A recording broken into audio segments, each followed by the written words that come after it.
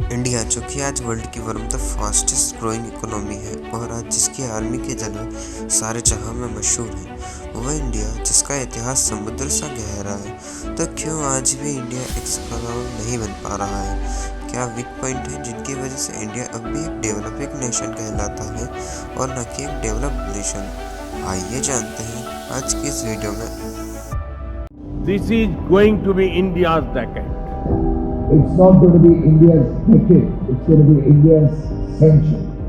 So to me, India is very well set up, and the resilience of the market this year, the Indian stock market, in the face of very bearish global. This is the Indian decade.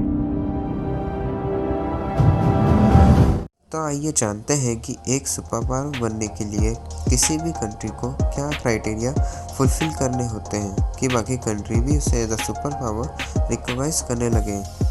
First, military alliance. Secondary, international alliance. Third, political alliance. Fourth, economic alliance. 5, strong leadership. तो आइए जानते हैं हर एक point को detail में। तो सबसे पहले उन क्राइटेरियाज की बात करते हैं जो इंडिया ऑलरेडी फुलफिल कर चुका है। First, military alliance. तो इंडिया जिसकी मिलिट्री वर्ल्ड की 4th लार्जेस्ट आर्मी है, जिसकी नेवी का वर्चस्व आज पूरे इंडो पैसिफिक रीजन में है, इंडिया की एयरफोर्स जिसकी ताकत हमें इंडो पाक वॉर और इंडो चाइना वॉर में देखने को मिली थी, और बालाकोट एयर स्ट्राइक जो कि काफ़ी कुछ प्रूफ कर देता है अबाउट इंडियन एयरफोर्स।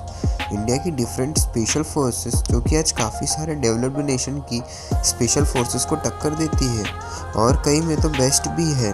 तो आप ही बताइए कि कोई भी कंट्री ऐसी कंट्री का मिलिट्री अलाई क्यों नहीं बनना चाहेगा, जिसकी वजह से देश जैसे UAE, Russia, France, Afghanistan, Israel and USA तक इंडिया का मिलिट्री अलाई है। तो आइए अब जानते हैं नेक्स्ट पॉइंट के बारे में। Second, international alliance. तो इंडिया यूएन, G20, FATF जैसे मेजर इंटरनेशनल फोरम का फाउंडर मेंबर है और अब तो इंडिया को G20 की प्रेसिडेंसी भी मिल चुकी है।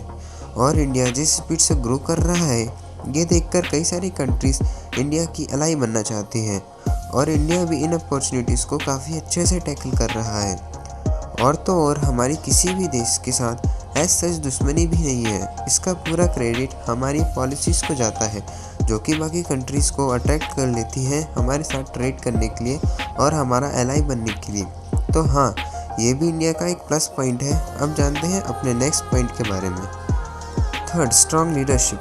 इंडिया के इंडिपेंडेंस के बाद हमारे पहले प्राइम मिनिस्टर ने NAM मूवमेंट यानी नॉन अलाइनमेंट मूवमेंट स्टार्ट किया, जिसने वर्ल्ड को ये क्लियर मैसेज दे दिया कि हाँ, इंडिया एक सेल्फ रिलायबल कंट्री है। और आज भी हमारे honourable prime minister Shri Narendra ji Modi भी इस चीज़ को कंटिन्यू कर रहे हैं। उनकी मेक इन इंडिया और आत्मनिर्भर भारत पॉलिसी इंडिया को एक सेल्फ रिलायंट कंट्री बना रही है, जिसके चलते इंडिया दुगनी तेज़ी से अपनी ग्रोथ पर काम कर पा रहा है, जिसके चलते आज पूरे वर्ल्ड में इंडिया और मोदी जी के नाम के चर्चे हैं। अब ये तो होगा इंडिया के प्लस पॉइंट।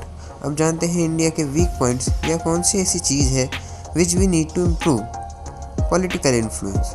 तो हमें हमारे पॉलिटिकल इन्फ्लुएंस को बढ़ाने के लिए UNSC यानी यूनाइटेड नेशन सिक्योरिटी काउंसिल में एक परमानेंट सीट चाहिए है, जिसके चलते इंडिया भी अपनी पॉलिसीज़ को इम्प्लीमेंट करवा पाए और हम थोड़ा सा और बूस्ट कर पाएँ।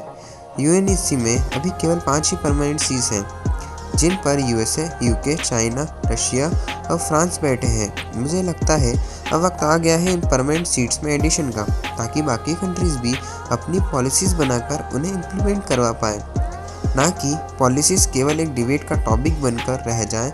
और तो और चाइना, जो कि न केवल हमें UN में परमानेंट सीट लेने से रोक रहा है, बल्कि वो हमारी नेबरिंग कंट्रीज़ को भी हमारे बारे में गलत इन्फ्लुएंस कर रहा है, ताकि इंडिया का इन्फ्लुएंस कम हो जाए अपनी पड़ोसी कंट्रीज़ में। और अब जानते हैं नेक्स्ट और आखिरी पॉइंट के बारे में, इकोनॉमिक इन्फ्लुएंस।